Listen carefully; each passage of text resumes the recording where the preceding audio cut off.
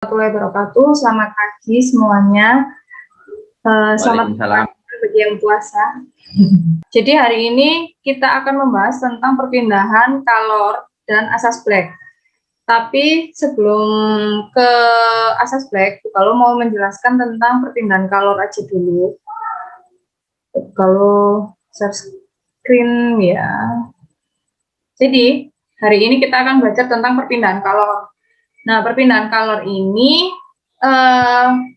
penerapannya ada banyak di kehidupan kita sehari-hari. Dan pelajaran ini sebenarnya sudah kalian pernah pelajari di SMP, ya kan? Di sini cuman buka sekilas saja. Jadi konduktor perpindahan kalor itu ada konduktor dan isolator.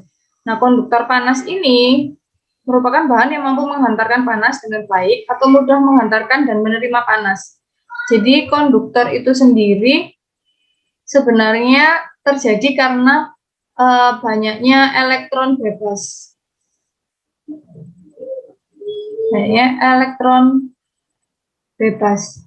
Jadi misalkan ini ada besi.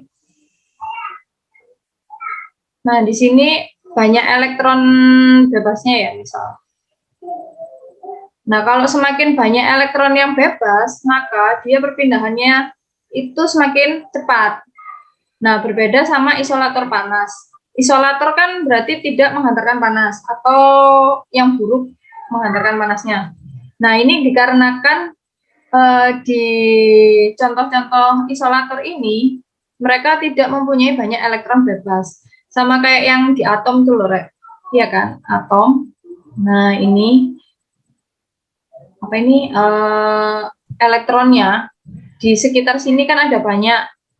Nah, kalau ada banyak berarti dia perpindahannya itu semakin cepat atau bisa disebut dengan konduktor. Nah, kalau dia ini elektron bebasnya itu sedikit, berarti perpindahan panasnya itu nanti akan semakin lama atau bisa disebut dengan isolator. Gitu. Terus nah, ini sifat konduktor dan isolator panasnya. Contoh-contohnya kalian pasti sudah lebih paham ya. Penggorengan, setrika. Nah, di setrika itu sendiri pasti ada yang berupa isolator. Apa kira-kira? Setrika. Nah, ini gagang setrika berbahan kayu atau plastik. Nah, kalau yang setrikanya atau alas atau yang bawahnya itu baru berupa konduktor panas, gitu ya. Kemudian, nah ini macam-macam perpindahan kalor. Ada 3. Yang pertama kita bahas dulu konduksi. Perpindahan kalor secara konduksi merupakan perpindahan kalor yang terjadi pada suatu zat tanpa disertai perpindahan partikel-partikel dari zat tersebut. Umumnya terjadi pada zat padat. Ya, ini zat padat, terutama konduktor panas. Nah, konduktor panas tadi kan sudah ada banyak tuh contoh-contohnya. Nah, ini contoh peristiwa perpindahan kalor secara konduksi. Persamaan, contohnya apa aja yang sering kalian lakukan, misalkan bikin kopi atau bikin teh. Nah, tehnya kan panas, ya kan? Tehnya panas. Tapi kenapa kalau saat kalian ngaduk teh atau ngaduk kopi atau bikin susu, itu kok apa ini sendoknya lama-lama jadi panas? Nah, itu salah satu contoh dari konduksi. Jadi panasnya itu merambat, panasnya itu berpindah, tapi tetap partikelnya. Persamaannya yaitu Q per T sama dengan K kali A kali delta T per L.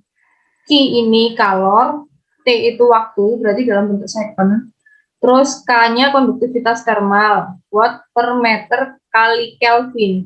Nah, di sini kan ada Kelvin. Berarti nanti delta T-nya ini, delta T-nya harus berupa Kelvin. Kalau jadi Kelvin itu ditambah berapa dalam Celcius? Ada yang masih ingat? Kalau dalam bentuk Celcius, ya, Berarti dirubah ke Kelvin ditambah 273. Kemudian yang L sama di kameranya. Oke. Pertanyaan nomor 1 ya. Ini contohnya. Pegangan setrika dibuat dari plastik. Panci terbuat dari aluminium. Bagian bawah setrika listrik terbuat dari logam. Keempat, meja yang terbuat dari kayu. Yang termasuk contoh konduktor panas dan isolator panas adalah, jadi yang pertama berarti itu konduktor panas, yang kedua itu isolator panas. Yang mana jawabannya? Nah, nih, laju aliran kalor secara konduksi tidak dipengaruhi oleh faktor titik-titik. Yang mana yang tidak mempengaruhi laju aliran listrik? Tadi rumusnya apa? Q per T sama dengan K A kali delta T per L. Nah, yang tidak mempengaruhi laju aliran kalor, berarti yang tidak mempengaruhi ini, berarti yang tidak. Istilah itu.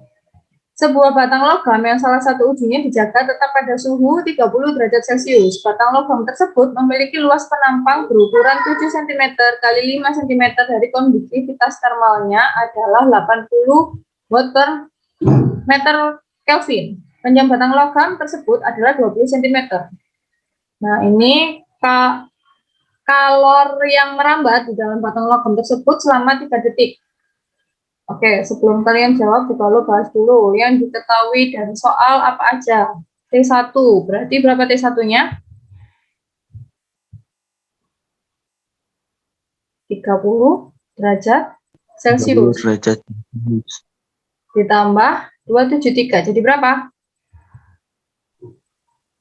30 303 Kelvin, ya kan?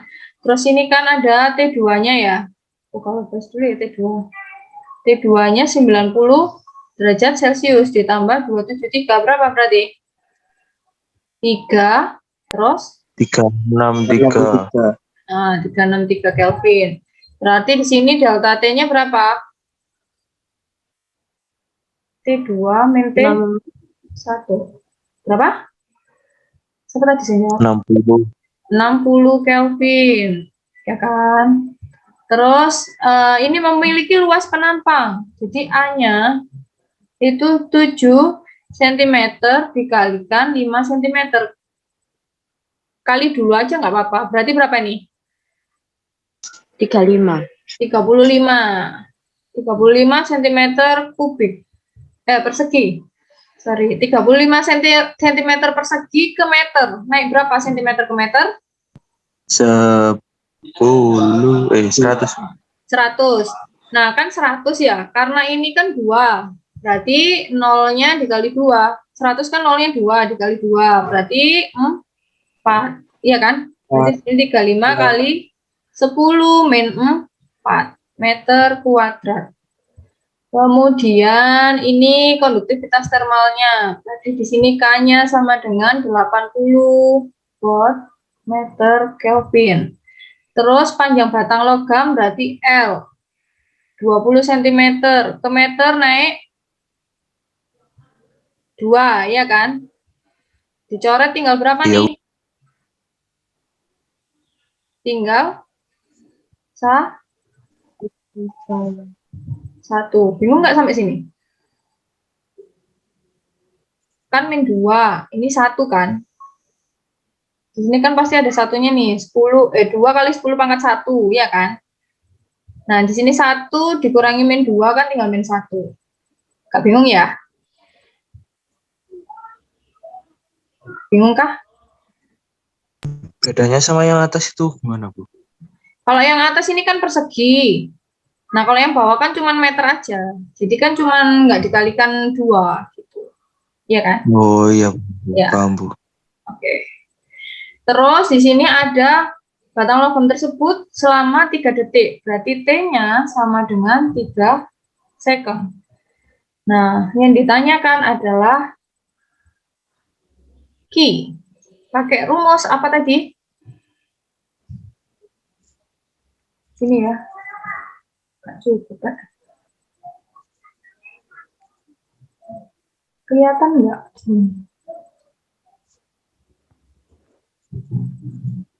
D3 berarti Q per T sama dengan K kali A kali delta T per L. Coba dihitung ketemunya berapa. T ini pindah ruas ke kanan jadi apa? Pembagian pindah ruas jadi apa yo?